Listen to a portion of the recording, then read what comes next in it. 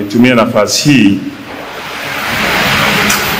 kuungana na Watanzania kutoa pole za dhati kwa Katibu Mkuu wa Baraza la Maaskofu Katoliki Tanzania TEC, ndugu yetu Padri Dr. Charles Kitima, familia yake, Baraza la Maaskofu Katoliki Tanzania na watu wengine ambao wanakumbwa na matukio ya kihalifu. Kwa niaba yangu binafsi, kwa niaba ya Wizara ya Mambo ya Ndani ya Nchi na vyombo vyake vya usalama, tunalaani vikali shambulio hilo la kinyama dhidi ya kiongozi wa dini, kwani tunatambua na kuthamini mchango mkubwa wa viongozi wa dini katika kudumisha amani, mshikamano wa kijamii na maadili ya taifa letu. Tunamwombea Padri Dr. Charles Kitima uponaji wa haraka na urejeaji salama katika majukumu yake muhimu kwa taifa letu. Kama wote tunavyofahamu, wizara yetu ndiyo yenye jukumu la kusimamia usalama wa raia na mali zao, na kazi hii hufanywa na vyombo vya usalama ili kuhakikisha nchi yetu inaendelea kuwa katika hali ya amani, utulivu na usalama. Nichukue nafasi hii kukemea vitendo vyote ambavyo vinaonyesha ishara yoyote ile ya kutaka kuingiza taifa letu katika vurugu.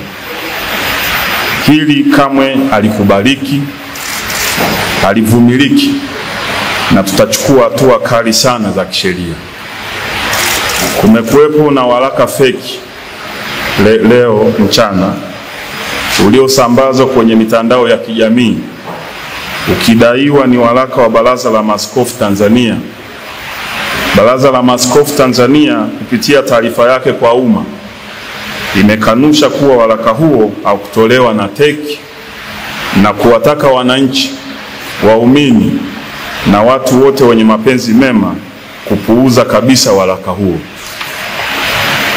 Wizara ya Mambo ya Ndani ya Nchi inakemea vikali na kulaani tukio hili lililofanywa na watu waovu na wenye nia ovu ya kuchonganisha kanisa na serikali.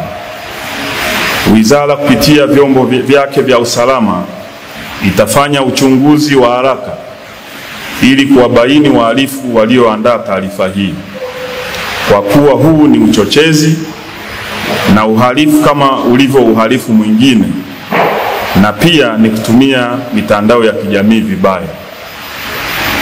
Ninakemea vikali vitendo vyote vya kuharibu taswira njema ya nchi yetu kwa kufanya vitendo vya kudhuru watu na kuchapisha taarifa zinazochonganisha madhehebu ya dini hapa nchini.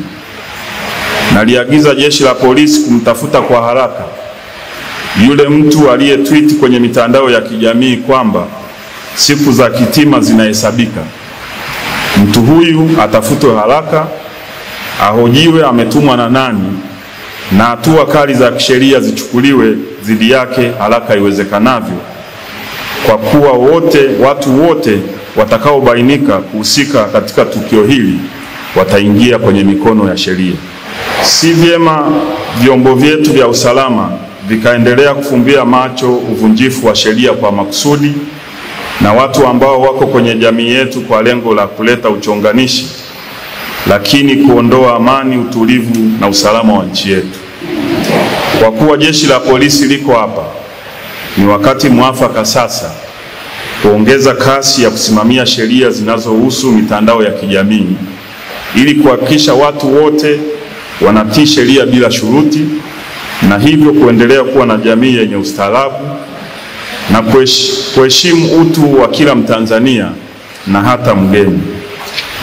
Wizara itamchukulia hatua kali za kisheria mtu yeyote atakayebainika kuandaa au kusambaza taarifa hiyo kwenye mitandao ya kijamii na vyombo vya habari. Vile wizara inatoa onyo kwa wale wote wenye nia ovu kuacha kutumia vibaya mitandao ya kijamii, kwani sheria iko wazi na endapo utabainika, sheria itachukua mkondo wake. Ninawaagiza watendaji wote wa vyombo vya usalama na wizara kuhakikisha wanatekeleza wajibu wetu wa kusimamia usalama wa raia na mali zao kwa kuzingatia weledi, sheria za nchi na kuhakikisha nchi inaendelea kuwa salama. Nitoe wito kwa watu wote kuheshimiana, kuwa na staha na kuhakikisha kwa pamoja tunalinda tunu ya amani ya nchi yetu.